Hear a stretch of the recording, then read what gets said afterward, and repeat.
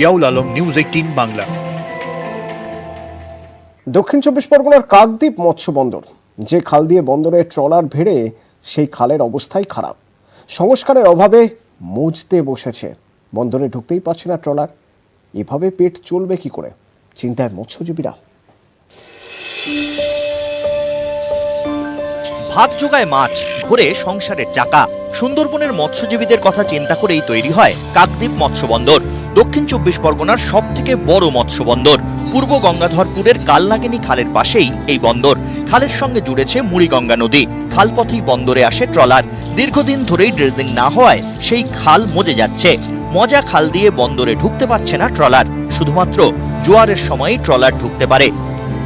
মূলত মেইন পরিষেবা হচ্ছে যে আমাদের ট্রলারটা যে হারবারে ঢুকবে, সেটা আমাদের খালটা পলি পড়ে, এমনই পলি পড়েছে বন্ধ হওয়ার পথে।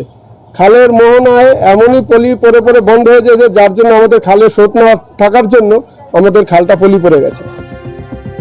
মৎস্যজীবীদের সুবিধার জন্য কাকদ্বীপ বন্দরের মধ্যেই তৈরি করা হয় মাছ রাখার হিমঘর এবং ট্রলার সারাইয়ের জন্য ড্রাই ডক। 2016 সালে এর উদ্বোধন হয়। তারপর 6 বছর কেটে গেছে, আজও চালু হয়নি হিমঘর এবং ড্রাই ডক। হিমঘর চালু না হয় বেশি মাছ ধরা পড়লেও সংরক্ষণ করা যাচ্ছে না।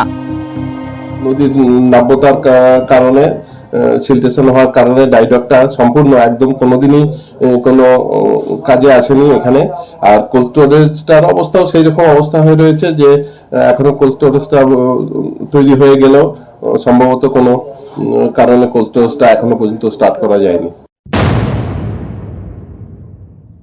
কোল্ড স্টোরেজ বাকি পড়ে আছে, সেটা বিলম্বে আমরা কাজে হাত দেবো এবং সেটা তাড়াতাড়ি যাতে আমরা চালু করে দিতে পারি মৎস্যজীবীদের জন্য, সে ব্যবস্থাটা আমরা গ্রহণ করছি এবং আমাদের বোর্ডে আলোচনা হয়েছে। সেখানে টেকনিক্যাল আমরা এক্সপার্ট পাঠাচ্ছি, সেখানে যেটি করা যাবে কিনা, যদি নাব্যতা ঠিক থাকে ওরা বারে বারে ধস খাচ্ছে, যদি নাব্যতা ঠিক করা যায়, ড্রেজিং করলে যদি যেটি করা যায় যেটি করবো, তা নাহলে যেটি অন্য জায়গায় সরিয়ে নিয়ে যাবো।